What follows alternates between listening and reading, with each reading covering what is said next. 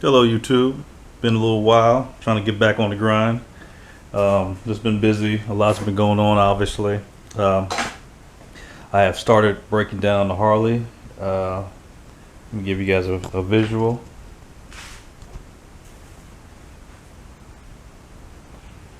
Pretty much taking the front fender off. About to take the motor and the transmission out. Clean down the frame. And I'm either going to powder coat or paint the frame. I'm going to change the suspension, of course. I'll get some new rear shocks. Um, I'll put a different swing arm on. Give you guys a little heads up on the swing arm. So I believe from 2000 or 99 to 2003, these swing arms are known for like snapping because it's basically thin metal, and these things seem to just have a reputation for snapping. So what I'm gonna do is I got a 2003 swing arm. Now, granted, I think the change from this is a 3/4 axle and brake caliper itself. So what I did was I got a 2003 brake caliper, which is the 1-inch diameter. I got the swing arm 1-inch diameter, and of course I have to change the actual axle itself, but just to give me a stiffer swing arm, which is that one over here. Let me give you guys a visual so you can see it. It looks like that. That is the difference. A lot sturdier with some more welds. Hopefully this will be strong enough for what motor I will put in here. I'll be changing it from a belt conversion to a chain conversion. I plan on putting a stronger motor in. It's going to be more torque. So no spokes. I got solid wheels. Stronger axle. I might still get another axle. I forget the aftermarket brand it is, but it's built for torque and horsepower. This transmission right here, I'm going to basically take out the cluster that's a 5-speed and put in a 6-speed cluster by Ultima, and it's reported to be fairly strong, or stronger than what it has here. There's a gentleman called Biker PhD who built his 124, and he kept on going through Baker transmissions and everything else, and he said the only thing that could really hold it was the transmission he put in, which was the cluster by Ultima, and that was a 6-speed conversion. So I basically got that. I'm gonna put that in there. Plus it'd be nice to have that overdrive on the highway. With all that muscle, I'm gonna need as best gas mileage as I possibly can for long trips. And then the motor itself. So big shout out to Jixer Fu. Great information. I've learned a lot from him, and I continue to learn from him. He has a great YouTube channel as well, and he basically gives you all the knowledge you needed to know based on Evo motors, twin cam motors, and M8s, and gives you the knowledge to try to make them bulletproof, because obviously when they come out of the factory, they just want to push it out there and have you guys see it so you can buy it, and they're going to save every penny they can. Harley makes great bikes, but they always have some little niche that can basically bomb your motor or make your world upside down. The only thing you can depend on is your warranty. Well, what's known for these earlier models, well, the earlier models are known for the spring tensioners. Spring tensioners go bad, it bombs the motor.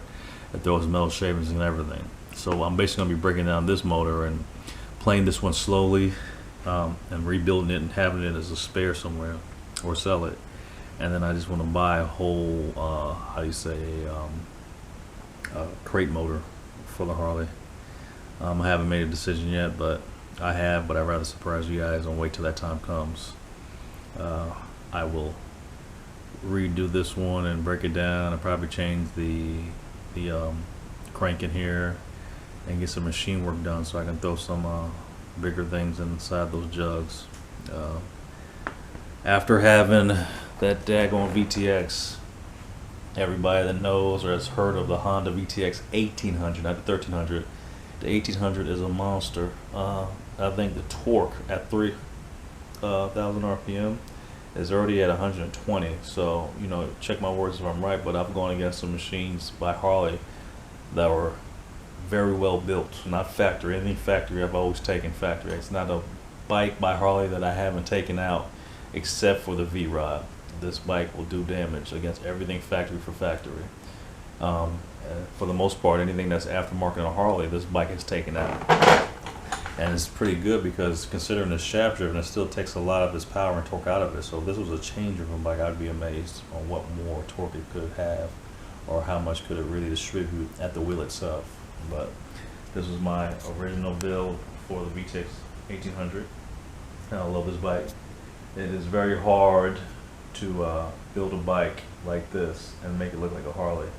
So that tested my skill level, and a lot of people said I've done very well, and I've won a lot of little shows around town. So that's the reason why I need a bigger motor for this. When I first got this motor, I bought it from Richmond, Virginia. And I don't think the owner knew, but when I took the oil plug out, there was metal shavings all over it. So I did the research, and the first thing that goes the spring tensioner. Took the cam cover off, took my little inspector mirror, looked at it from the front and the back. The front didn't look bad. The back was gone. That's exactly what happened. The spring tensioner in the back ran out and basically threw metal shavings all in the motor. So I said, I'm just going to do it brand new. I'm going to break it all the way down to the frame and do it right. The motivation I got to do this frame was basically from Built by Dre. He's got a YouTube channel, and the man's amazing. And he's got his homeboy that's in Vegas. Or is he in Vegas? Built by Dre is in LA to my knowledge, and his partner in crime, Everything's Regular is his name. Everything's Regular. He does this too.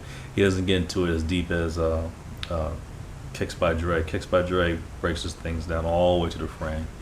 The man puts in time and work, and he turns some bikes out.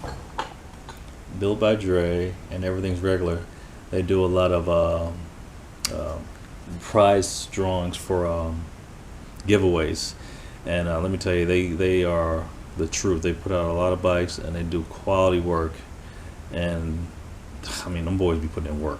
I don't know how many bikes they've done, but they keep a badass bike in the garage. I'm gonna tell you what, watch a show, put your $125 in for the actual prize to win, including me, which I'm gonna start doing pretty soon, because I would love to have me a Road Glide. This Road King, I just want to build a certain way. I like a Road Glide, and I like a Heritage Softail. I can do something too, make it look like a dirty tail probably. But this thing right here, I'm the one that does the painting. I'm the one that does the powder coating. I'm the one that does the motor or transmission. The only thing I probably won't do on it, or I'm gonna research really hard on it, is the alignment. I know I have to align the new motor in here, align the transmission. And that gets technically to the point where I got to study that a little bit more before I feel comfortable. I want to send it right straight and take the torque I give it in the straight arrow, and not twist it out of the frame or anything. But this will be a full build. You guys are going to be with me for the whole process. I've torn down everything, as you see. I've taken the whole wiring kit out of here already and cleaned it off and kept it nice and clean. I got a little bit up top as far as the coil and the spark plugs go, but overall, you kind of get the picture. I'm gonna have fun with it. I'm gonna learn with it. I already took the primary off, so it's pretty much almost ready to go. I'm gonna do a lot of powder coating, as you guys know. If you look right there, there's my powder coating stuff right here. Up top, built me a little powder coating booth with some R13 filters in the back, so the dust doesn't go everywhere. It stops right here.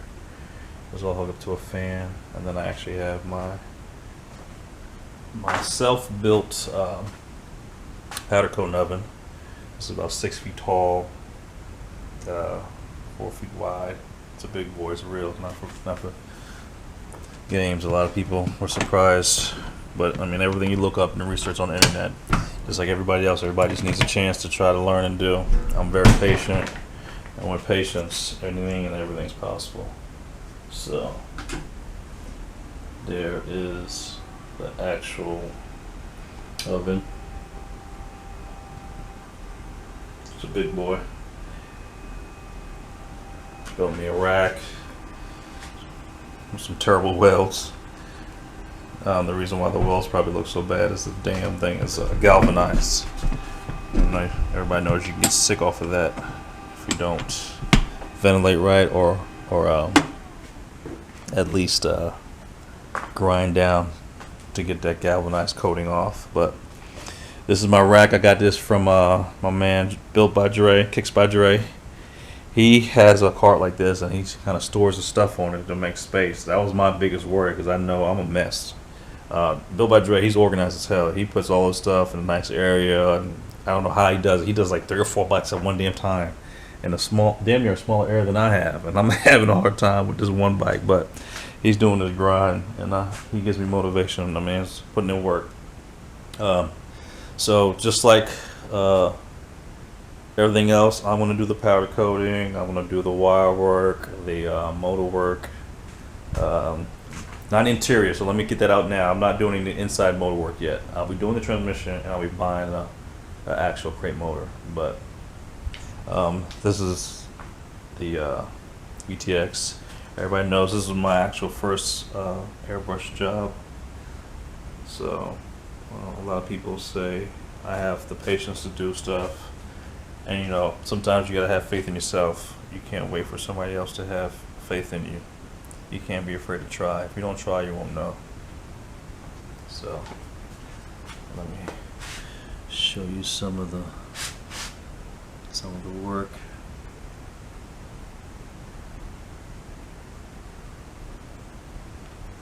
Well, you know what? Don't look at this work. Look at the YouTube videos. Check out my channel. Go ahead, subscribe. I put in some hard work. I'm almost at 1,000 subscribers. Help me out, guys.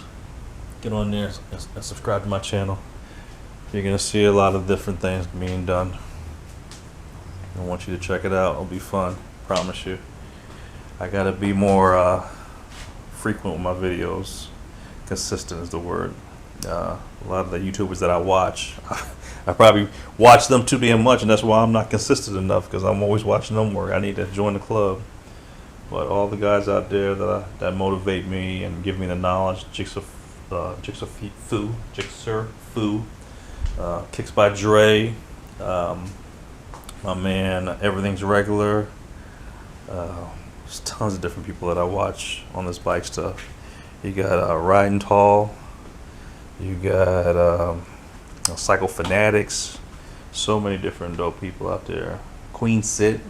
So everybody check it out. Join my channel. Enjoy for the ride. And I appreciate your time.